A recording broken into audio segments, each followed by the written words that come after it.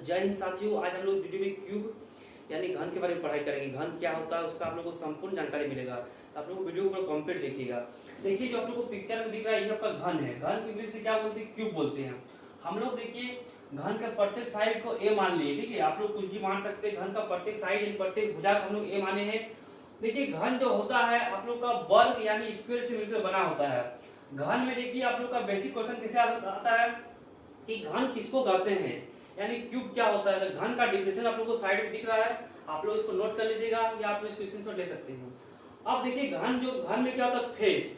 तो इसका फेस होता है यानी फलक। फलक की संख्या कितना होता है? देखिए घन का जो फेस होता है यानी फलक आपका 6 होता है, ठीक है। और आपका जो एज होता है किनारा, घन का किनारा होता है आपका 12 होता है। और जो वर्टिक्स होता है, वर्टिक्स यानी कोण आपका होता है 8। तो ये सब आपका घन का बेसिक हो गया। अब देखिए घन में क्या होता है, जैसे घन में आपको पूछता है कि घन का आयतन क्या होता है। देखिए घन का आयतन का फॉर्मूला क्या होता है, आपको थोड़ा ध्यान देना है। घन का आयतन, घन का आयतन, घन का आयतन, घन का आयतन का फॉर्मूला होता है भुजा गुना भुजा गुना भुजा, ठीक है। भुजा को देखिए हम लोग ए माने हैं, तब तक क्या हो जाएगा? ए इंटू ए यानी हो जाएगा ए क्यूब। घन का जो आयतन होता है उसका फॉर्मूला होता है आपका ए क्यूब। अगर हम लोग बोले घन का परिमाप क्या होता है, तो आप लोग घन का परिमाप का फॉर्मूला होगा घन का परिमाप, घन का परिमाप, घन का परिमाप का आप लोग का जो फॉर्मूला होता है वो आपका होता है 4 इंटू भुजा, ठीक है। 4 इंटू भुजा होता है यानी 4 इंटू भुजा, ठीक है। 4a square. देखिए हम लोग भुजा को ये माने हैं, तब होगा 4 इंटू ए, ठीक है। क्योंकि देखिए 4 इंटू भुजा किसका होता है? वर्ग का होता है। लेकिन ये देखिए आपका दो वर्ग से मिलकर बना है, इसलिए क्या हो गया? 4 इंटू ए यानी हो गया 4 इंटू ए स्क्वायर। आप लोग बोलिएगा कि ए क्या है, तो ए देखिए इसका भुजा है, हम साइड में लिख दे रहे हैं। ए क्या है? ए इसका भुजा है। तो घन का परिमाप का फॉर्मूला हो गया 4 इंटू भुजा स्क्वायर। अगर हम लोग बोले घन का संपूर्ण पृष्ठ क्षेत्रफल क्या होता है, तो आप लोग लिख सकते हैं घन का संपूर्ण पृष्ठ क्षेत्रफल, घन का संपूर्ण पृष्ठ क्षेत्रफल, संपूर्ण पृष्ठीय क्षेत्रफल। घन का देखिए संपूर्ण पृष्ठ क्षेत्रफल क्या होता है? 6 इंटू भुजा स्क्वायर, 6 इंटू भुजा स्क्वायर होता है, ठीक है। 6 इंटू भुजा स्क्वायर, भुजा क्या है? आपका ए है, आपको हो जाएगा 6a स्क्वायर, ठीक है। इसके बाद देखिए आपका होता है घन का विकर्ण। घन का आप लोग को मान लीजिए बोलता है कि घन का विकर्ण का फॉर्मूला क्या होता है, तो आप लोग ध्यान देना। घन का विकर्ण का फॉर्मूला होता है घन का विकर्ण, घन का विकर्ण। घन का देखिए विकर्ण का फॉर्मूला क्या होता है? √3 इंटू भुजा। √3 इंटू भुजा क्या है? ए, ठीक है।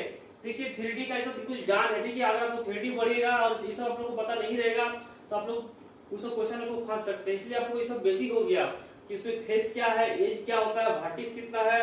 इसके बाद देखिए इसका आयतन क्या है, इसका परिमाप का फॉर्मूला क्या होता है, घन का संपूर्ण पृष्ठ क्षेत्रफल क्या होता है, घन का विकर्ण क्या होता है, ये सब आप लोग नोट कर लीजिए, ठीक है। चलिए हम लोग कुछ क्वेश्चन ले रहे हैं और आप लोग को सॉल्व करके दिखा रहे हैं। आप लोग ध्यान दीजिएगा, आप लोग इसको नोट कर लीजिएगा या आप लोग इसको स्क्रीनशॉट ले सकते हैं।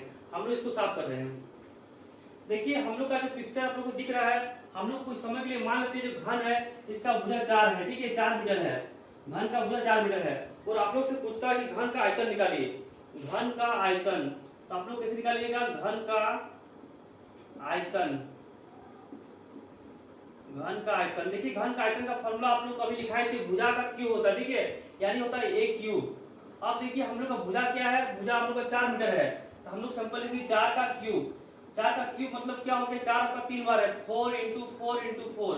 इसको आप लोग मल्टीपल कीजिए, कितना होगा? 4 4 16 16 64, आपका आ जाएगा 64 मीटर क्यूब। क्योंकि देखिए आपका जो आयतन होता है यानी वॉल्यूम हमेशा क्यूब में आता है। अगर मीटर रहेगा तो होगा मीटर क्यूब, अगर आपका सेंटीमीटर दिया रहेगा तो होगा सेंटीमीटर क्यूब। अगर आप लोग से पूछता है कि घन का परिमाप क्या होगा, तो आप लोग निकालिएगा घन का परिमाप, घन का परिमाप। घन का देखिए जो परिमाप होता है उसका फॉर्मूला आपका होता है 4 इंटू भुजा स्क्वायर, 4 इंटू भुजा का स्क्वायर यानी ए स्क्वायर।